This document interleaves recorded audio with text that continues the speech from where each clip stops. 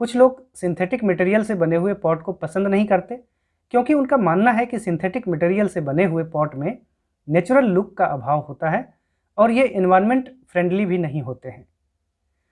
Friends, आज मैं एक नए मटेरियल से बने हुए पॉट या यूं कहें कि ग्रो बैग से आपका परिचय करवाना चाहता हूं।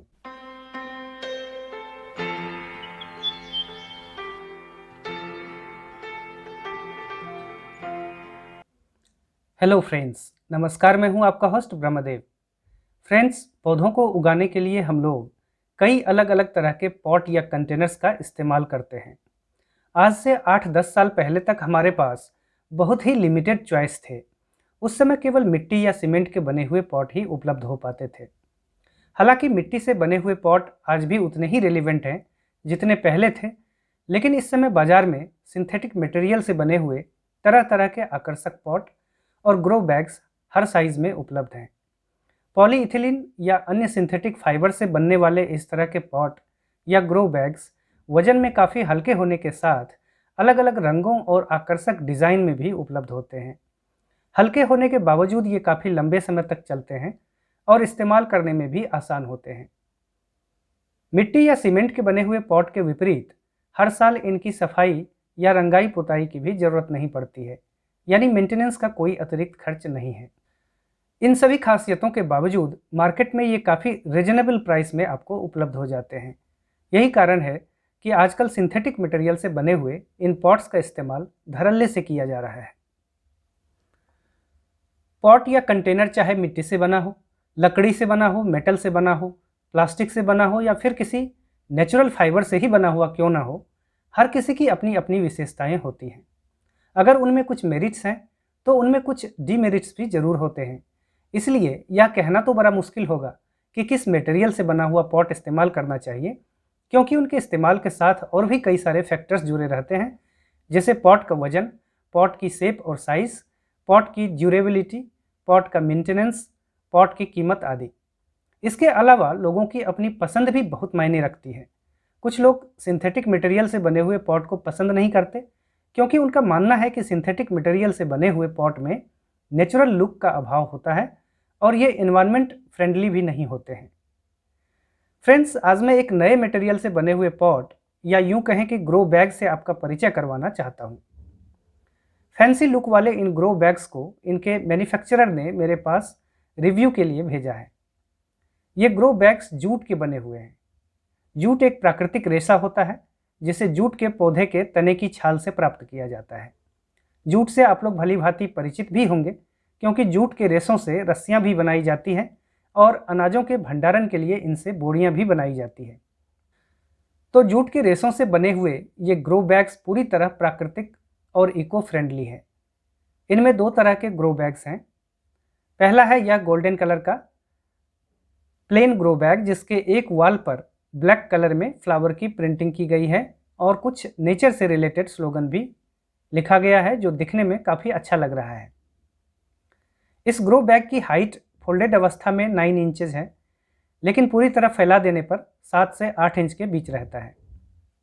इसका डायमीटर भी 7 इंच के आसपास है। आप देख सकते हैं इस ग्रो बैग की वॉल थिकनेस भी अच्छी खासी है, यह लगभग 5 मिलीमीटर के बराबर है, तो इस हिसाब से यह मजबूत भी है। दूसरा जो ग्रो बैग है वह ज़्यादा कलरफुल है। मैन्युफैक्चरर ने इसका नाम कलमकारी पॉट रखा है।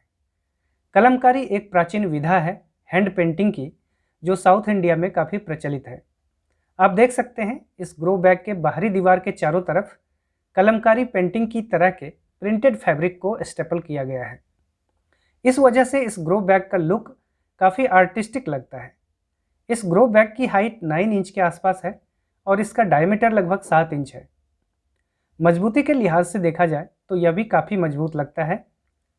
अंदर से अगर इसके वाल को देखें तो इसे वाटर रेजिस्टेंट बनाने के लिए किसी किस्म के स्टार्च या रेजिन की कोटिंग भी की गई है, जिससे इसकी मजबूती बढ़ गई है। इस ग्रो बैग के बेस में आप देख सकते हैं नेचुरली बहुत सारे छोटे छोटे होल्स बने हुए हैं। नेचुरल फाइबर से बने होने के कारण दोनों ही ग्रो बैग्स की पूरी बॉडी पोरस है और इसलिए रूट डेवलपमेंट के लिए काफ़ी अच्छा है।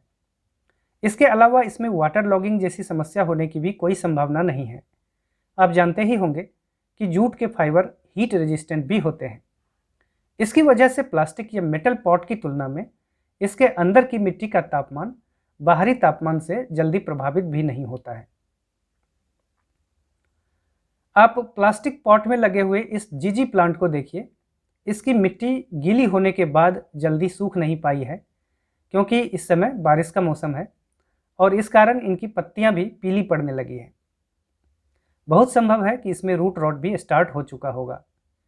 अगर यह प्लांट इस जूट ग्रो बैग में लगा होता तो इसकी बॉडी के पोरस होने के कारण रूट जोन में सॉइल के गीली होने के बावजूद भी एयर सर्कुलेशन ठीक से हो पाता और पत्तियां पीली नहीं पड़ती।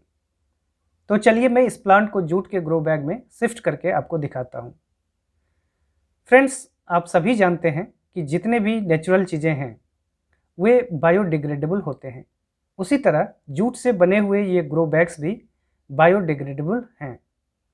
इन ग्रो बैग्स को मेनली इंडोर यूज़ के लिए ही बनाया गया है, क्योंकि आउटडोर में सनलाइट का एक्सपोजर ज़्यादा होने के कारण इनकी लाइफ तेज़ी से घट जाएगी। लेकिन अगर आप इनका उपयोग इंडोर प्लांट्स के लिए या पार्शल सनलाइट में रखे जाने वाले ऐसे प्लांट्स के लिए करते हैं जिन्हें कम पानी की आवश्यकता होती है या जिन्हें फ्रीक्वेंट वाटरिंग की ज़रूरत नहीं होती है, तो उस कंडीशन में इन ग्रो बैग्स की लाइफ कम से कम 3-4 साल तो ज़रूर होगी। तो जीजी प्लांट को मैंने इस ग्रो बैग में ट्रांसफ़र कर दिया है और अब बारी है इनके प्राइस के बारे में और इनके सप्लायर के बारे में बताने की। तो इन ग्रो बैग्स के सप्लायर ने मुझे बताया है कि इनकी कीमत 100 रुपीज़ से लेकर 150 रुपीज़ के बीच आती है।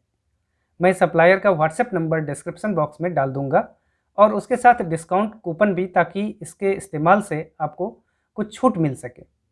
इन ग्रो बैग्स की प्राइस आपको थोड़ी ज़्यादा लग सकती है, लेकिन इस बारे में डिसीजन तो आपको खुद ही लेना होगा। मेरी शुभकामनाएं आपके साथ है। अगर वीडियो आपको पसंद आया हो तो कृपया लाइक बटन को दबाना ना भूलें। इसी तरह के और भी ढेरों इंटरेस्टिंग वीडियोस को देखने के लिए सिटी गार्डनिंग चैनल को जरूर सब्सक्राइब करें। प्रश्न पूछने के लिए या वीडियो के बारे में अपनी राय बताने के लिए नीचे दिए गए कमेंट बॉक्स का उपयोग करें। Thank you for watching.